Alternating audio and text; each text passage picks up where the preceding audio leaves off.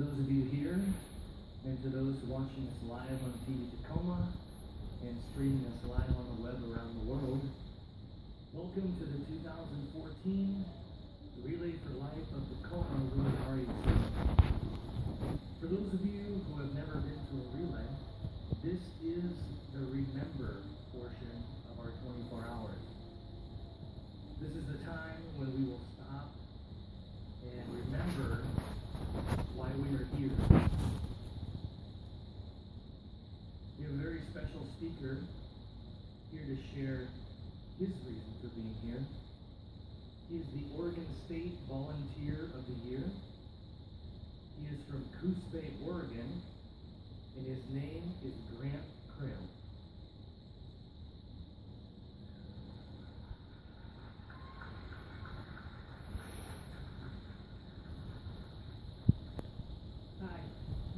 Grant Krim. I am 18 years old, and I am a cancer survivor.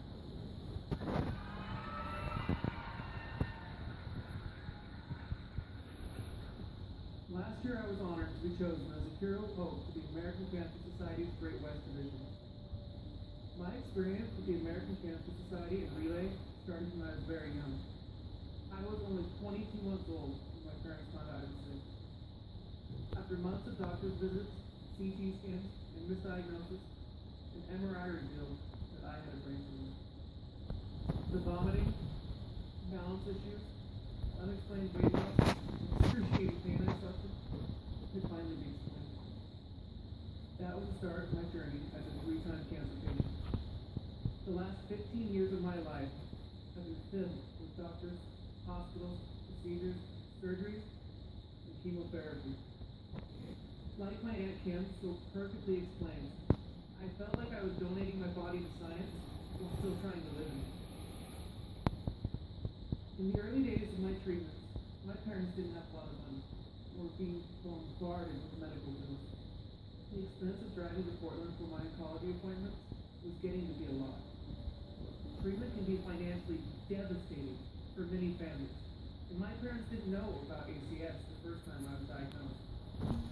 When I ended up with recurrence, 18 months later, someone told them about the program offered by the American Cancer Society. They helped my parents find hotel rooms to stay in during our numerous visits and ease the financial strain. ACS's funding of research and clinical trials is even more important. In fact, every surgery and chemotherapy I had for my brain tumors were clinical trials. And without them, I would not be standing before you here today. It is important that everyone understands that without funding, many of these types of treatments would not be available. I owe my life to the efforts of ACS and their volunteers, and I will continue to pay that forward for the rest of my life.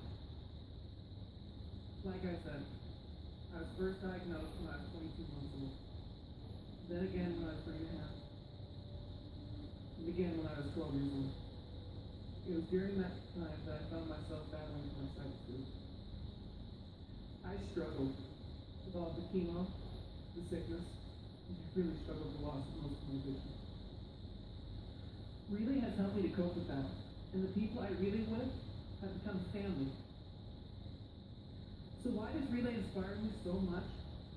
Well, every year at Relay for Life events, when I see the survivors gather in a sea of purple with determined looks on their faces, I cannot help but be inspired by their willingness to fight.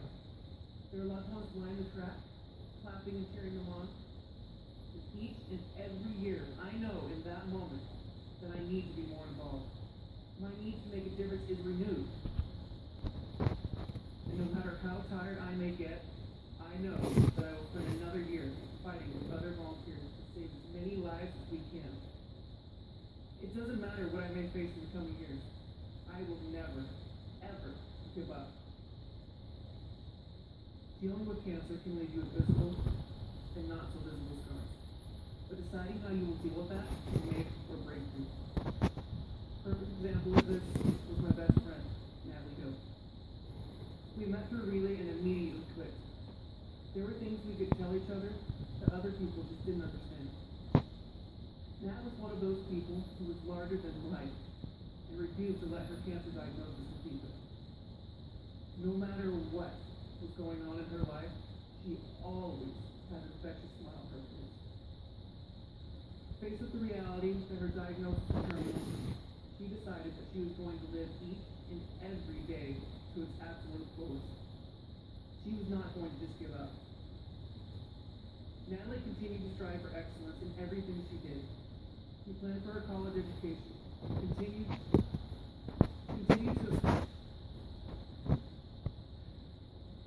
to earn a 4.0 GPA, and volunteered as a coach for her soccer team, and checked off items off her bucket list one by one. But most important to her was the Relay for Life team. We plan to join forces to speak at community events, schools, and civic groups all over our county. We were going to make sure that nobody could say that they didn't have a chance to be involved. We were going to go big or go home. The two of us were invited to speak at a few relays together. And if only you knew how much I wish she was here with us tonight. Actually, I think she is here with us tonight. You all would have loved her. This relay season, Natalie and I each set goals of raising $10,000 for our teams. It was a goal that we both achieved. Sadly, she would never live to see it. We lost Natalie on October 30th of last year. She didn't lose her battle with cancer. She fought like a warrior to the very end. And to me, that could never be called losing.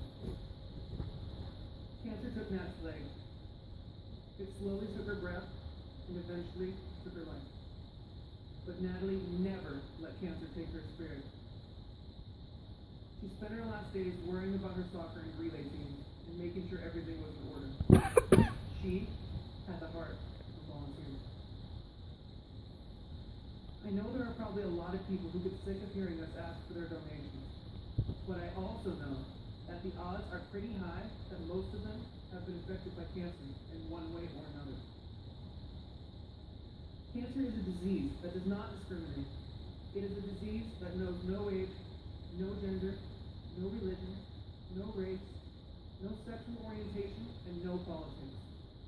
Cancer doesn't care whether you have your whole life ahead of you or behind you. It will strike the baby boy, just learning to take his first steps. A baby who is in so much pain that not even his mama's arms can comfort him. It will strike the preschool-aged little girl, whose highlight of the day was an afternoon playing with her friends at the park, but now consists of craft time with tongues, bandages, and consequences. It will strike the teenager who just wants to fit in, play on the basketball team, and look beautiful at prom, but now has to learn to feel comfortable doing it all with one leg. It will strike a man in his prime and steal the only son away from a grieving father who would have gladly taken his place. It will strike the young mother who fights with everything she has but ends up leaving her children without the snuggles and gentle guidance only a mother can provide. Cancer can strike the father who just wants to live long enough to walk his baby girl down the aisle, or the grandfather who missed the college graduation that he spent and saved to pay for, or the best friend who shared all these secrets with. Cancer can and will strike anyone. So why, I ask, would we not want others to get involved? Why would we not be brave enough or obnoxious enough to ask for their donations? This is not a disease that can be conquered by one man or one woman. This disease is going to take all of us to conquer it. Now I ask you, are you content to sit on the sidelines and let cancer steal those that you love? Because I definitely am not. I am here to celebrate. Because like some of you here today, I am a survivor. I am here to remember. Because like many of you here today, I have lost loved ones to cancer. And I am here to fight back. Because like those of you here today who may still have loved ones battling this disease, we refuse to give up hope. Today we honor our cancer survivors, but we also honor those we have lost to cancer.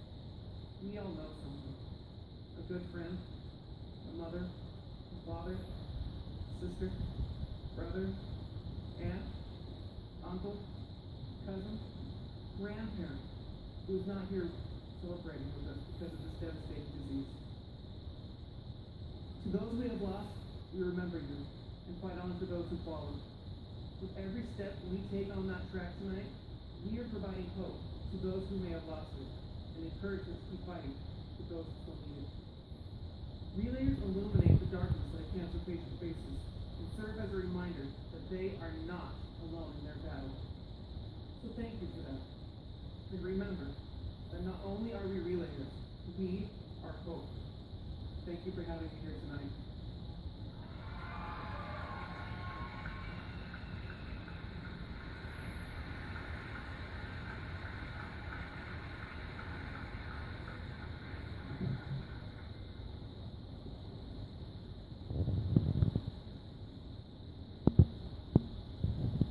Hi, I'm Grant's mom, and I just wanted to tell you about the project that Grant has undertaken for Natalie. He has a Facebook page called Ohana's Hope, and he has set out to have all 5,000 relays have a Luminaria bag for Natalie set at each and every relay.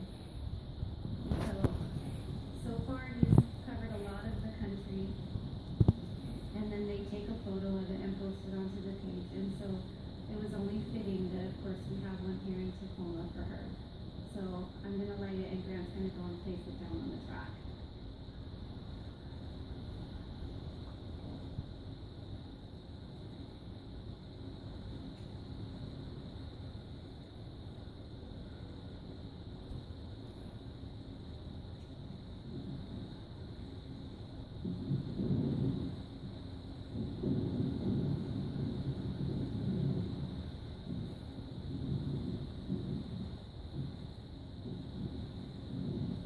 Little technical difficulty.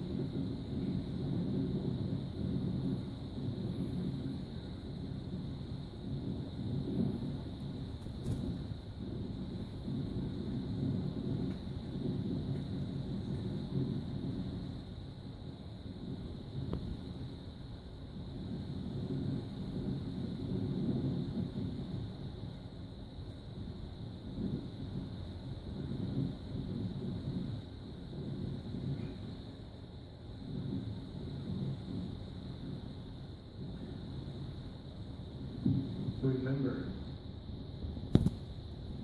this is our time to remember. Whether you're here as a survivor and remembering what you've been through,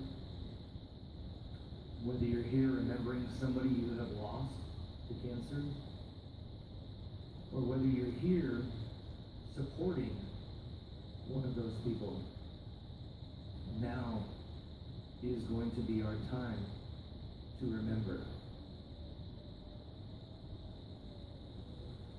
We're going to have a moment of silence in a little bit. And following the moment of silence, we have a bagpiper that will be starting from under the start-finish line and walking through the crowd. So you will part for the bagpiper as he walks past you, and then he will lead you around the track counterclockwise. So if you're at the far end over here, you could wait till the bagpiper gets past you. And then we invite you all to follow our bagpiper in silence. And the silence part's very important because it's not only for you, but it's out of respect for those around you that will be remembering.